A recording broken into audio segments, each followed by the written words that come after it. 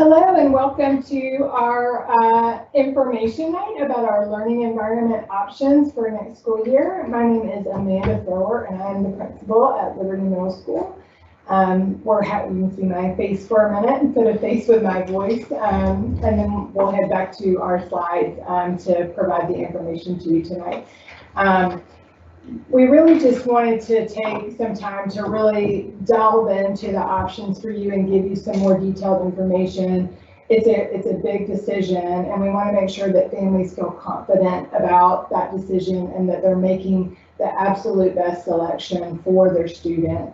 So thank you for joining us tonight as we provide this information to you. I do have a couple of other folks here with me tonight who are going to help in sharing some of this information. As I told you, I'm Amanda Thrower, the principal. My slides aren't progressing. There we go. And then I also have with me tonight some of our administrators for the 21-22 school year. We have Ms. Kristen Keith joining us. She is currently an assistant principal at Otwell Middle School, but she will be a Liberty Patriot very soon, and we're excited to have her join the team. We also have Mr. Ross Wasson, who is one of our current assistant principals. He'll be talking to you a lot tonight about the different course offerings, as he is our master scheduler here at Liberty, making sure that kids get all the courses that they need. And she is not unable to join us tonight, but Courtney Mallory will be our assistant administrator joining us from Vickery Creek Middle School. We're very excited to have Ms. Mallory joining our team. And we also have some great ladies here who offer great support for our kids. Ms. Sue Sabo is one of our counselors. Kylie Swanberg will be joining her in our counseling suite next year. She's coming to us from Forsyth Central, so she's got that high school knowledge that's so helpful as we help to prepare kids for that next level. And then we also have Ms. Meg Begno, who is our instructional technology specialist and is running all the tech for us tonight. So very thankful she's here in case I run into any hiccups. So the options that we'll be presenting to you tonight, there are three. Obviously the face-to-face option, which we'll go into a little bit of that, but the emphasis tonight is really on the two virtual options, as those are newer to our families, and my guess is what you have the most questions about. There is a chat feature, so if you have a question, my APs are here along with Ms. Sabo and Ms. Begna to address questions submitted in the chat. So if you have questions along the way, feel free to enter them, and a member of the team will try to respond. So as I mentioned, face-to-face, obviously, one of our options. The two virtual pieces that we'll be diving into tonight, this year or in the upcoming school year, something different that Forsyth is offering is a virtual option that has live synchronous elements. And I'll go into detail what that looks like. The other virtual option is what we have offered to middle and high school students this year, our existing FVA. So I'm going to explain how the two virtual options are different from each other. And these are not options that are just from Liberty. These are the three options that all Forsyth Middle Schools are offering for the 21-22 school year. Hey there, it's Mrs. Sabo here with you tonight as well. And we just really want to talk about what it takes to be a successful virtual learner. So a lot of things we've learned this year through our children being virtual. We wanted to make sure that we make those things obvious and really point those out so that you're making the best decision for your child. So the children that we've seen be successful have these lists of bulleted attributes here. Are self-starters, so not a child that you have to get going too much other than prompting them to start school, but really a child who's eager to get started on their own. Children with those strong executive functioning skills, so they're very organized. We're not losing things. We know where our things are. They stay in, a central location where they can reach those things and really know where their items are. Also, they self-advocate, so a good communicator. We know our middle school children most of them are still working on that piece. So the child that can ask for that help and knows what they're asking. So a child that really advocates for their education. And then we also really like to see children who can solve problems, not come into the first hurdle that they hit and give up. So we have, to really look at the child who can problem solve and persevere through those issues. And that often means reaching out to their teacher multiple times. So, when we're in a virtual environment, communication is key. And so if they have to solve a problem and reach out to their teacher, it may take 3-4 reaching situations to really solve that issue. So a child who's willing to hang in there and persevere through those issues. Also our academically honest students. So we have seen a trend. We want to make sure, your child's education is important to us, that we know where they are in the standards and really what they're learning, not just a task list and check, I've done this, I've done that. So really it takes a lot of inner academic honesty to get through and submit that original work. That is their own work. And so then a child that manages their time effectively, again, back to those executive functioning skills where they're able to prioritize, they're not easily distracted, and they meet deadlines. So these are things that we see as the child that has been successful virtual learning. And as you can see, that is quite a list. So we really want to make sure that those are our children, that they have those attributes. So at your home, what is needed to, again, set your child up for success when learning virtually? So a workspace that supports productivity and minimizes distractions. So I think that's probably pretty self-explanatory. We want to make sure that they are not in, a high traffic area, an area where they have multiple responsibilities going on at the same time, that they can really focus on their work and start and finish that, and try to create an environment that mirrors the school environment as much as possible. So here at school, when we have them focused in learning, that is their main priority. So we want to make sure that that is happening if they're with us or not with us. And then also a reliable device. So if you were to choose the synchronous option, that would be with the live elements, or synchronous where they are live with a teacher. They would need access to a microphone so they could speak. So even if it's a microphone that's embedded in either an iPad or a laptop, that is fine, but a way to be able to have that verbal communication, and also that keyboard. So some things we have noticed this year is that some children were attempting to do their schoolwork on a phone with the keypad on a phone. That can be a very difficult way to submit work or do lengthy assignments, say like a narrative in ELA or an essay. You can imagine it's very difficult to do a 5-paragraph essay on the phone, so that it can be very difficult. And then we're going to talk on the next slide about a dedicated learning coach, which is also very critical. So yes, a dedicated learning coach for either virtual options is very necessary to support our learners that are working from home. And this also even goes for the students that meet our virtual learner, meet those attributes that we had mentioned before. The dedicated learning coach can be a parent, a relative, friend, or other adult, really any responsible person that can support that learner at home with things such as technology issues, helping those students to problem solve through opening up certain documents or accessing certain applications.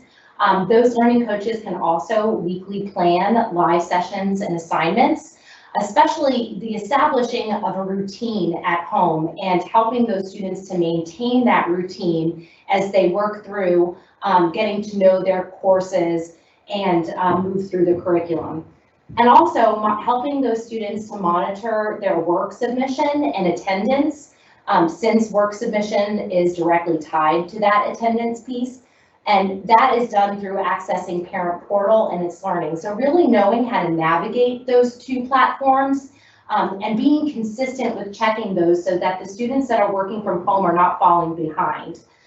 Keeping up to date with that and establishing and maintaining the routine is really a key role of the dedicated learning coach. Good evening, everyone. I'm Ross Watson. I'm one of the assistant principals at Liberty for this year. And what I want to share with you just a little bit is some of the offerings and expectations for students who are enrolled in virtual classes for the next academic year. When it comes to virtual enrollment, in order to be considered full-time students, students must be enrolled in at least 4 courses if they're in grades 6 and 7, and they should have a full 5 academic course load if they're registered for 8th grade for the next academic year. Whether it's 6th, 7th, or 8th grade, all students should have at minimum the 4 required core academic courses. Those are courses in language arts, math, science, and social studies. For 7th graders who are looking to maintain an athletics program eligibility, they would need to be registered for a 5th academic course, and the options for those would be based on what we'd be able to offer for students for the next academic year. For our 8th graders, that 5th academic course is much easier for us to coordinate because the expectation generally for our 8th grade students is that they would be registered for a world language class, in particular in the middle grades. And here at Liberty, they would be able to be registered for a Spanish 1 class. And as you see there, as students move from 6th to 7th to 8th grade, we start to open up some options for high school credit earning courses.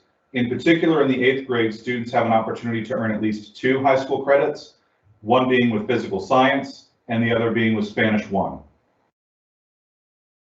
As far as some of the other options and offerings that might be available for our students in their virtual environment, whether they're in the synchronous or virtual with live elements or asynchronous environments, we may be able to offer some connections classes. It looks like we might have had just a little technical hiccup, and we apologize for that. Ms. Begnaud was able to get us squared away pretty quickly. But I want to make sure to just kind of restate that option for connections classes. It's possible that students that are in a virtual environment may have an opportunity for a hybrid setting with respect to their connections. Generally speaking, we're not going to be able to offer connections in a virtual environment. We can work through the opportunities for students to be in the academic courses in a virtual environment, but it's really unlikely for us to be able to offer connections classes for students that are in a full-time virtual setting. In order to have access to our connections classes, students really would need to be in some sort of a hybrid where they're reporting to school for part of the school day. But that's something that, depending on the situation that you're in, we may be able to coordinate that. It would really be on a case-by-case basis. As far as clubs and activities and other athletic opportunities, those would be available for students, whether they're in the virtual environment or in the face-to-face environment. They'd have an opportunity to join clubs and athletics.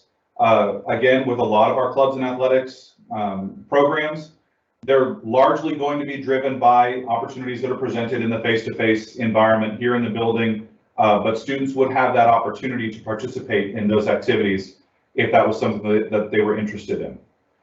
The one big factor that we have to take a look at is that the demand for our virtual offerings is going to drive what we can provide. In particular, in our academic classes, we offer in a face-to-face setting, we offer on-level and advanced course offerings. In mathematics, we also offer accelerated classes for students who have a demonstrated need for that acceleration. The hardest challenge for us to meet, really ultimately for our virtual learners, will be meeting the demand for academic settings, whether it's advanced, on-level, or accelerated, based on the number of students that are interested and what we can dedicate for our virtual class sizes. The staffing that we have is limited this year, in particular because of redistricting with Hendricks opening up and other students shifting from one school to another. That's going to limit the number of staff that we have available to us, which then also limits the scheduling options that we have to place students in classes. So the greater the demand that we have for virtual courses and the greater the population that we have of virtual students for next year, that will open up options for us. However, those options are going to be limited based on the demand for the virtual environment as we move into the next academic year. So it's really important for us to be able to provide students with the most opportunity we need to know and have a firm commitment for families to be in one environment or the other. That will really drive the decisions that we can make and what we can offer for our students in the face-to-face and the virtual environments. Okay, this is Mrs. Thor again. I just kind of want to walk everyone through the differences in what, if you've been a virtual family this year, what you've experienced with our existing FBA format and what this new virtual with live elements coming next year will be. So with the virtual with live elements, students will be required to access live virtual meetings, lessons, content, etc. at defined times for each course daily. So what that, it's not the flexibility in terms of schedule that you may have been used to this year, where your child could, you know, work at their own pace. With existing FBA, they got their assignments for the week are usually released on Monday.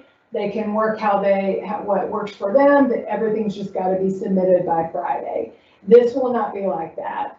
They will log in daily.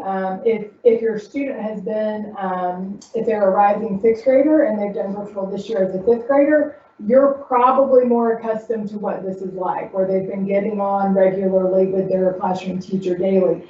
The main difference is, for those students, is now they're keeping up with 4 teachers versus 1. So that's a big shift. That's a big shift in the face-to-face environment for our kids to adjust to. And we do a lot here to help scaffold that. But just know that's something to expect. Instead of just working with that one virtual teacher to kind of help the student structure all of their content areas, they're going to have 4 up to 5 if they're an 8th grader. So something to consider if they are a rising 6th grader. Also, attendance this year for existing FBA at the middle and high school level has been based on work completion at the end of the week. That is not how this will be. Attendance will be based on their participation in the live session. So not just they log into a Teams meeting and their name is there, but active participation in whatever it is the objective of the lesson is for the day, along with work completion. So students will basically, there'll be a way for them to check into each class in Infinite Campus. They just log in, they click a little box that says check in. And then the teacher, once the live lesson has occurred, the teacher will then either verify, yes, the student checked in and was here and actively participated and submitted the work, or they will say no, they may have checked in, but they still have to actively participate and submit the work to be counted present. So attendance is a little more complicated, but that it also comes with the opportunity to have those live sessions. Our existing FBA, just to note, it's not likely to be staffed by Liberty teachers. The numbers for that so far, and granted the survey's only been open for a few days, but the demand for that is dropping. So it's not likely that that will be Liberty teachers like we have been able to do this year. Most of our students at Liberty, if they were virtual this year, had mostly Liberty teachers. They might have had a teacher at another middle school for one course or another. And again, that was based on demand this year. As Mr. Watson was saying, you know, for instance, we only had 7 virtual students who registered for 7th grade accelerated math. Well, we can't collapse a whole segment in our schedule for 7 kids. Our class sizes run much bigger than that. We're not allotted enough staff to do that. So when he's explaining to you that it'll be driven by demand, for instance, if we only have 3 students, virtual students who want advanced ELA, well, we may have to put them in a non-level ELA. We may not be able to offer advanced. So that's where, you know, your survey responses are just so important for us to be able to plan and provide a schedule that meets the needs of the majority of the Liberty population. Our asynchronous format, again, the assignments are posted weekly and it's learning and students work independently at their own pace. Everything just needs to be submitted by Friday for them to be considered in attendance. There are optional virtual meetings provided twice weekly by the teacher. And I already went over that attendance piece with the existing FBA. For our face-to-face experience, and I will just say as an educator, this is our preferred model. We believe in public education. We believe in face-to-face interaction with students. We love our students. We want to see them every day. And this is the optimal choice in order to develop those social connections, in order for us to be able to provide the full array of emotional support that our counseling staff and our teachers are trained in doing. It is the developmentally appropriate choice. Ms. Sabo was talking about those executive functioning skills. Middle schoolers' brain development, scientifically, they have not developed all of those executive functioning skills to be independent learners that the virtual environment demands. Also, just being able to help them with their interpersonal skills. There is a social education that takes place in the background of the academic one in public schools, in all schools, really. That's where our kids learn to build relationships. It's where they learn to interact with peers, how to advocate for themselves with an adult face-to-face, not just behind a screen. Those are life skills. They just are. They're invaluable to the success of our children as they move into high school and then as they move into the workforce. In fact, when you read the research from your top companies, who they're looking for and the candidates they're hiring, it's completely interpersonal skills. So I can't emphasize that enough. And that's just a piece that we're unable to capture in the virtual setting. The other piece for our face-to-face, they get that immediate feedback with the teacher there physically in the room to help guide them and direct them in their learning.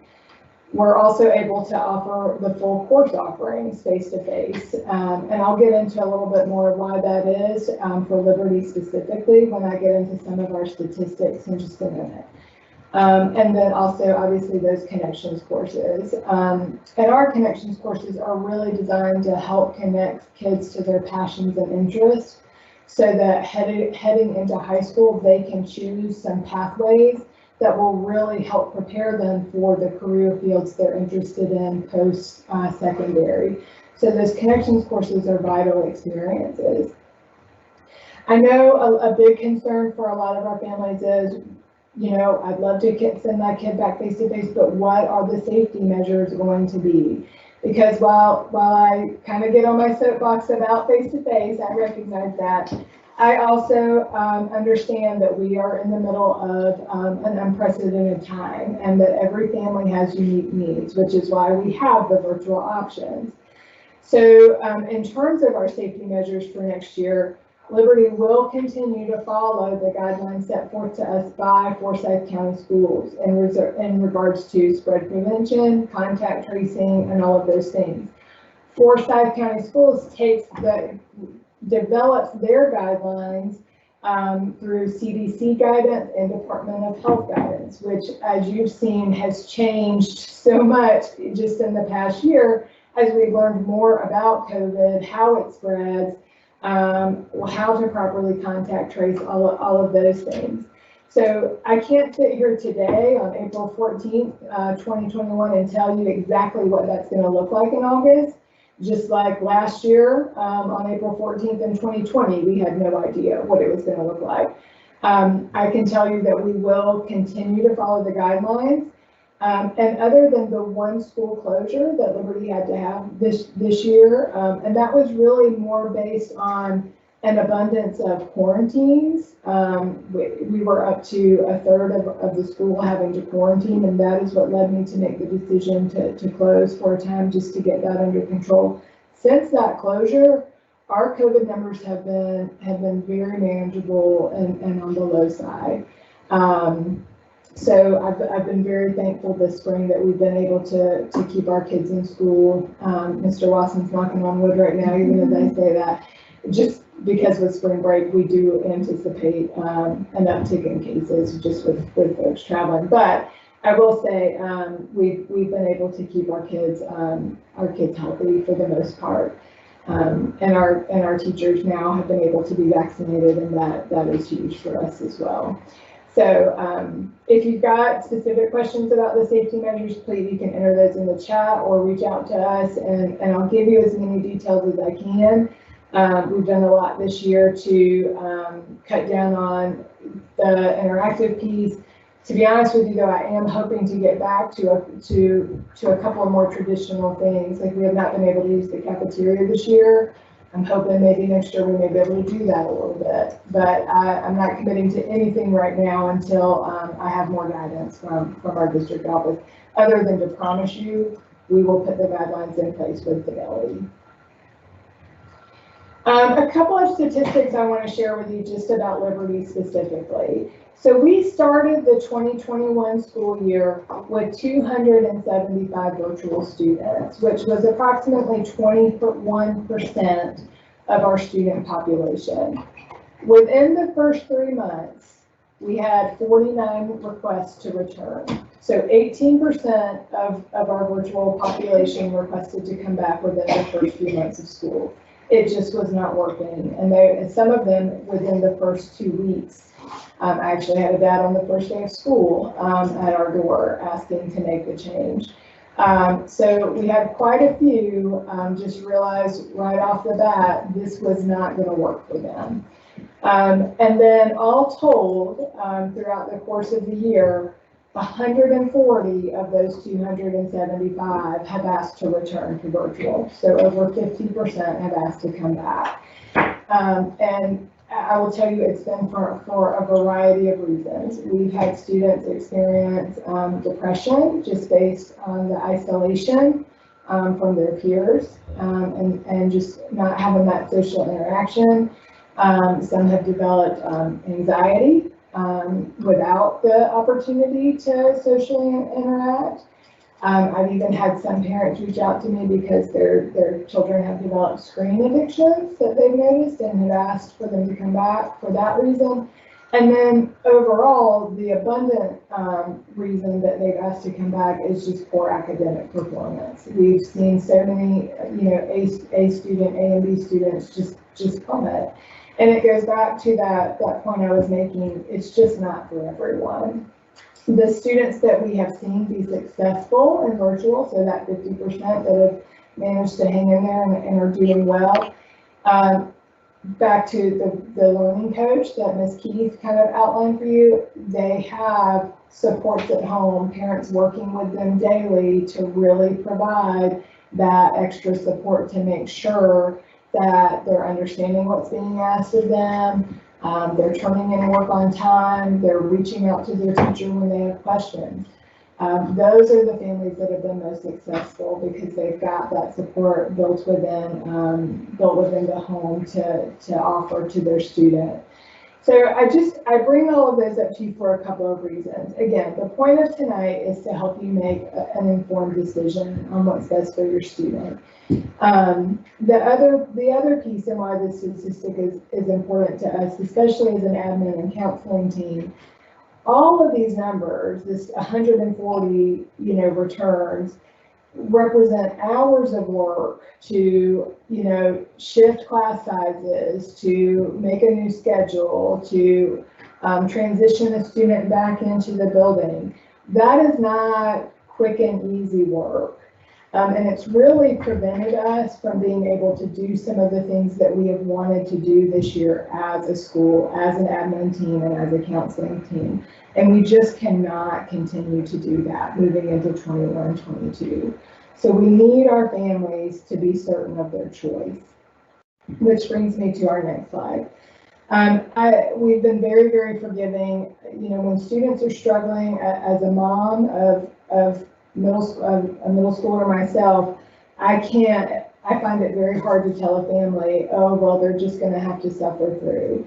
I'm a compassionate person and I love kids and I want them here if this is where they need to be. But at the same time, we have to balance that with the needs of the whole school. And so at this point in the pandemic, I feel like families have a good handle on the face-to-face aspect, the virtual aspect, your family dynamics and what's going to work. And we really need you to be certain of this decision. It is a semester-long commitment, so there will be one opportunity at the mid-year point to make a request to make a change. But we've allowed the gate to swing back and forth all year, and I'm going on record saying we're not going to be able to do that heading into 21-22. Your commitment is your commitment. We do base staffing and scheduling decisions on your selection. And so as soon as that survey wraps up on April 30th, Mr. Watson will start building our master schedule for 21-22. And so that's why there is a deadline on that, because that takes months to build and to schedule your students into those courses.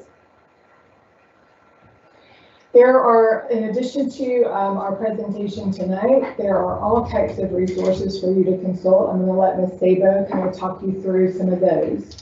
Yeah, thank you. So again, we just want you as informed as possible. Again, like Ms. Thrower said, this is a family decision based on what's going on at your home currently. So we want to make sure that you're equipped with everything you need to make that all important decision. So if you proceed to, in the chat, we are going to post a link to an informational video from Associate Superintendent Mrs. Leanne Rice. And so you can go to that link that we're providing there in the chat to view that video. And it's very, very informative. So we definitely encourage you, if you're on the fence with this decision, or even if you think this is the decision for you, to still please read that. Go ahead and view that informational video. And then next slides, we're going to talk about some informational learning paths that have been created in It's Learning to also help you make this decision.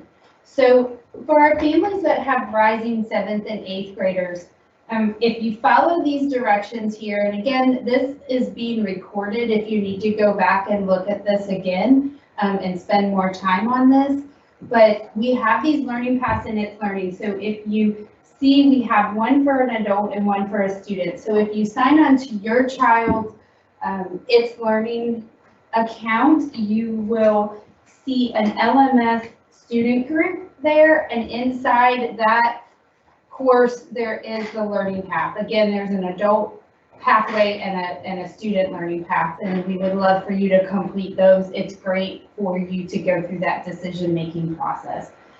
And then for our rising 6th grade families that are joining us tonight, that is a little different just because your child's not here with us just yet, though we are excited to have them join our family. But if you're still sitting in an elementary school, that looks a little different. We did get some questions about this being added to your It's Learning last week. I believe they went on there. So you can go ahead to also log into your child's It's Learning account and go ahead and click on FCS Middle School Learning Path and then follow the directions. Also, the adult learning path there for rising 6th graders so that you can make that best informed decision for your family. When it comes to making a decision, obviously we wanted to make sure to provide information for our students and families about these different options. We sent out messengers through Infinite Campus. So if you're a family that has not been getting emails from Liberty, it's really important that you make sure that your information is correct in Infinite Campus. Sometimes we get families that will say that the email address that we have on file for them is not correct, or their phone number is out of date. Please take the opportunity to get logged into Infinite Campus and update your contact information so you're getting the best information from us about scheduling for next year. In addition to this learning environment survey, there's other scheduling messages that are coming out, so it's really important that you're connected through those resources as you go throughout the spring. As far as the decision timeline for the learning environment, obviously we sent the survey out to families on April 12th. We'll be sending some follow-up messages across this week and the next few weeks just to make sure that all of our families have access to that survey. Between the 12th and April 30th, we're asking families to go through and review the resources, including the video presented by Associate Superintendent Leanne Rice, some of the other online resources like the Learning Pathways through It's Learning, and obviously tonight's presentation that we're providing, we'll have linked on our school website here as soon as it's ready to go. But take a look at those resources, but ultimately the deadline to submit your selection is April 30th. That will give us the opportunity to identify those students that are interested in going with the virtual scheduling option for next year, and then we can start to plan and coordinate to make sure that every student gets the best possible opportunities based on the environment that they serve. Or I'm sorry, based on the environment that they select. So it's important to make sure to meet that deadline so that we can provide all of our students with the best opportunities based on what they need. And I will be sending a messenger out to all of our 21-22 families tomorrow. I know a lot of schools sent those on Monday, the day that the survey was released. I put it in our weekly messaging to our parents. However, I was waiting until after tonight and this informational session to really push it with our families, hoping that they would, just tune in and make an informed decision. So expect a messenger from Liberty tomorrow that has all of these resources, including tonight's presentation. We'll link the video in there, and then also a link to the survey so that you can fill out that commitment if you're ready. So that will be coming tomorrow. Thank you so much for joining us tonight. I hope that this has been informational for you and helped you or helped to guide you in your decision making. I know it's very it's a tough decision for a lot of our families, and we just want you to know that we're going to support your student and your family no matter what you choose. So thank you again. And if you have any further questions, please don't hesitate to reach out to any member of our team. We are here to help. Have a great evening.